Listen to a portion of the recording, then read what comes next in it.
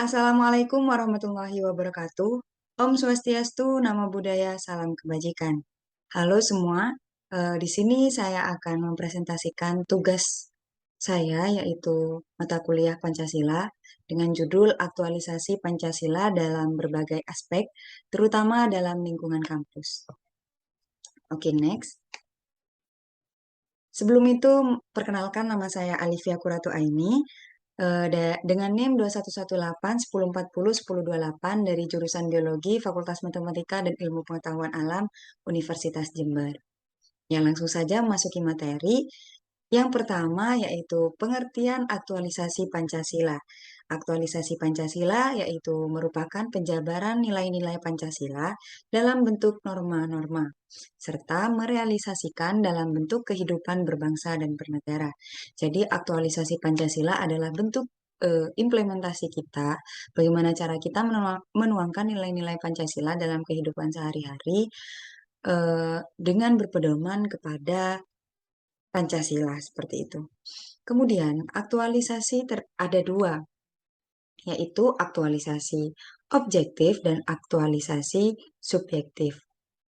Aktualisasi objektif adalah aktualisasi dalam berbagai lingkungan kenegaraan. Sedangkan subjektif adalah aktualisasi individu dalam aspek moral yang erat kaitannya dengan kehidupan berbangsa dan bernegara. Oke, next. Apa sih tujuan aktualisasi itu? Nah, aktualisasi itu mempunyai tujuan yaitu terwujudnya pemahaman dan nilai-nilai norma dengan tindakan dan perbuatan yang dilakukan dalam kehidupan sehari-hari ataupun dalam kehidupan berbangsa dan bernegara. Seperti yang saya jelaskan tadi bahwa aktualisasi adalah bentuk implementasi kita dalam kehidupan sehari-hari yang berpedoman dengan Pancasila, seperti itu. Selanjutnya yaitu pentingnya aktualisasi Pancasila dalam era globalisasi, di mana di sini kita sudah ada di era globalisasi ya. Apa sih pentingnya? Yaitu globalisasi berpengaruh pada pergeseran atau perubahan tata nilai sikap dan perilaku, di mana perubahan yang positif dapat menetapkan nilai-nilai Pancasila sebagai falsafah hidup bangsa dan mengembangkan kehidupan nasional yang lebih berkualitas. Namun, perubahan yang negatif dapat memberikan ancaman terhadap Kesatuan Republik Indonesia atau NKRI. Jadi, dalam era globalisasi ini, kita harus dapat memilah dan memilih apa sih kira-kira yang harus kita ambil dari era globalisasi ini supaya bisa bernilai positif sehingga bisa mengembangkan kehidupan nasional yang lebih berkualitas. Kemudian selanjutnya yaitu dari berbagai cara untuk mengaktualisasikan nilai-nilai Pancasila, tentu ada hambatan dalam mengaktualisasikan Pancasila, yaitu diantaranya efek dari globalisasi tadi juga. Yang pertama yaitu menyimpangnya perilaku masyarakat terhadap ideologi bangsa, yaitu Pancasila. Terus yang kedua, eksisnya budaya impor yang mengusung beragam paham-paham ideologi dari luar. Kemudian munculnya manusia yang berjiwa korut, individualistik, materialistik, kapitalis, hedonis, serta paham-paham yang menyimpang dari makna-makna Pancasila sehingga menimbulkan krisis budaya. Eh, Zaman sekarang kan juga banyak apa namanya ya, ancaman dari luar yang bisa dibilang kayak banyak budaya dari luar yang diikuti oleh kita sehingga melunturkan budaya-budaya kita. Jadi kita harus benar-benar bisa memilah dan membudayakan budaya-budaya kita, bukan budaya luar seperti itu. Kemudian yang selanjutnya yaitu saya akan menjelaskan beberapa penerapan aktualisasi Pancasila dalam beberapa aspek yaitu politik, ekonomi, sosial budaya, dan masyarakat. Yang pertama yaitu dalam aspek politik, kita harus menerapkan demokrasi Pancasila di mana sistem pemerintahan dari rakyat sehingga segala unsur dalam organisasi sosial politik harus mengikuti pedoman pengalaman Pancasila agar berkepribadian Pancasila seperti itu.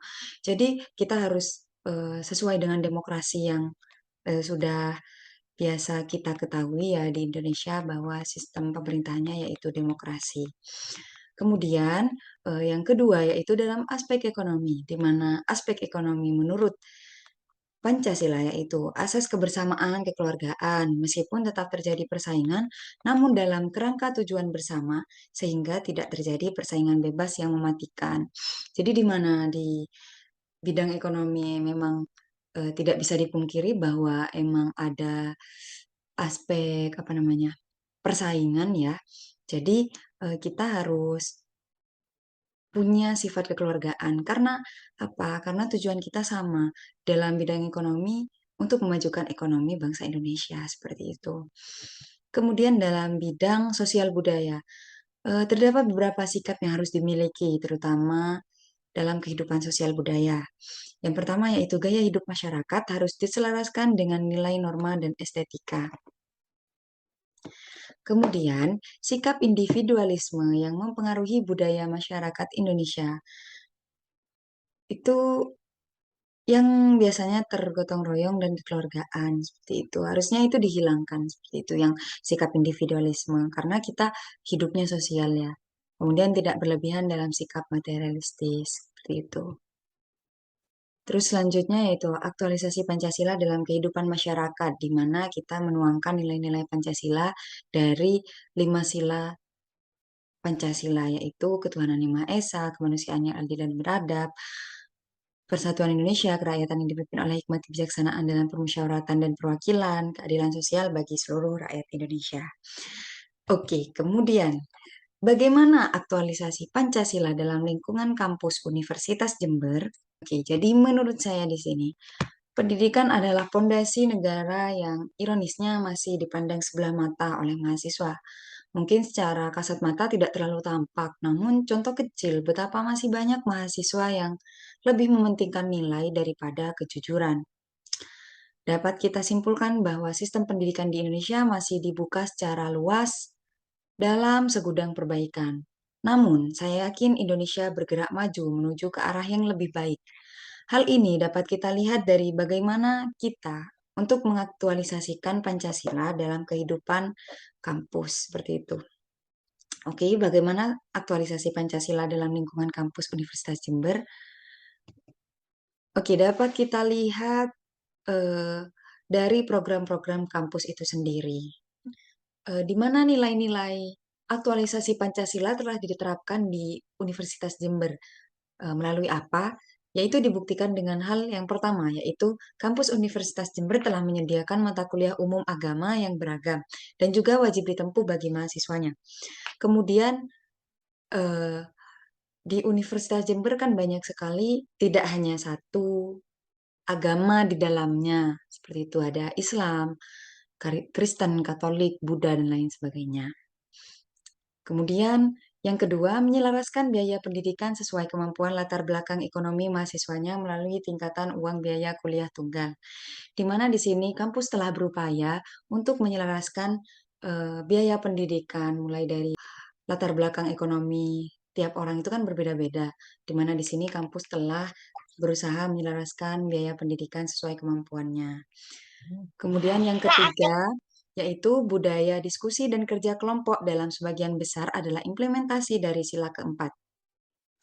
Kemudian toleransi dalam lingkungan kampus seperti menghormati yang lebih tua, sifat mengayomi dari tua ke yang muda, itu telah diterapkan di Universitas Jember. Kemudian nilai Pancasila menjadi tujuan dari proses aktivitas akademik seperti itu. Jadi di mana di Universitas Jember itu menggunakan Pancasila sebagai pedoman dan tujuan dari keberhasilan aktivitas akademiknya. Kemudian yang terakhir yaitu bermusyawarah dalam berbagai kegiatan, di mana di sini juga hal-hal yang telah diterapkan di sini semuanya telah membuktikan bahwa kampus Universitas Jember telah berupaya untuk mengaktualisasikan atau menerapkan nilai-nilai Pancasila dalam lingkungan kampus seperti itu. Ya, mungkin cukup sekian dari saya, kurang lebihnya mohon maaf. Wassalamualaikum warahmatullahi wabarakatuh.